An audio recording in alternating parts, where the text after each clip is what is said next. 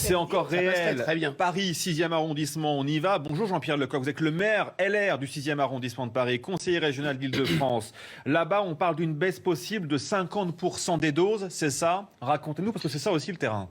Alors, c'est un peu... J'ai revu le chiffre à la baisse, c'est-à-dire plutôt une augmentation par rapport à 50%, ça sera 25%. Ça sera 25% à partir du 19 avril. Ça veut dire que on est monté en charge au cours des dernières semaines dans un centre de vaccination qui est installé au rez-de-chaussée de la mairie du 6e, qui fonctionne très bien. On vaccine selon les préconisations gouvernementales, c'est-à-dire 75 ans et plus, et maintenant on descend. Mais vous voyez, les gens veulent se faire vacciner. Hein. Vaccinons, vaccinons, vaccinons. On est tous là-dessus. Hein. Mais effectivement, pour vacciner, il faut qu'il y ait des doses. Aux États-Unis, vous sortez le bras de la voiture, vous avez quasiment 3 personnes qui veulent vous vacciner et sans, si vous voulez, examen préalable. Là, on a d'autres protocoles. Pourquoi pas? Ça rassure d'ailleurs les personnes âgées. Alors maintenant, j'entends que c'est toujours un peu la même chose. Le dimanche, on a le journal du dimanche. Le mercredi, on a le Conseil des ministres avec le porte-parole du gouvernement. Et puis le second porte-parole, c'est le journal du dimanche. Et on nous annonce qu'on va vacciner Vous avez oublié les gens de 55 ans. Mais si on n'a pas de dose, comment fait-on? Vous avez oublié la conférence de presse du jeudi quand même. C'est vrai, mais on s'en est un peu lassé, C'est important. Vous comme moi.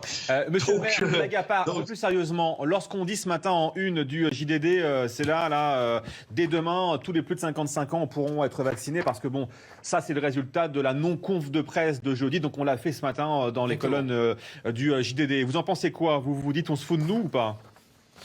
Je ne serai pas aussi sévère, mais vous savez que ce gouvernement communique et ensuite agit, et malheureusement les actions sont souvent très en deçà de la communication. Hein. C'est une nouvelle méthode de gouverner qui aura sans doute des conséquences, mais il est un peu trop tôt pour en parler. Donc là, maintenant, il faut effectivement vacciner. L'AstraZeneca pour les 55 ans, c'est massivement chez les médecins et chez les pharmaciens. Encore faut-il qu'ils aient des doses. Et les enseignants, alors vous avez raison d'en parler, ah bah oui. Les enseignants, ça me semble fondamental, et on avait justement programmé avec la fameuse 7e dose de Pfizer, on souhaite vacciner les enseignants à partir des premiers jours de la rentrée scolaire. Donc à partir du moment où nous avons une baisse le 19 avril, on sera obligé sans doute d'étaler les vaccinations des enseignants. Et j'aurais aimé plutôt que de nous annoncer une libération sur les gens de plus de 55 ans, dont des enseignants bien évidemment, que le ministre de l'Éducation mette en place un plan de vaccination systématique pour les enseignants qui le réclament beaucoup. Merci monsieur le maire d'avoir été avec nous ce matin en direct dans la matinale week-end. Merci à vous. CNews, une fois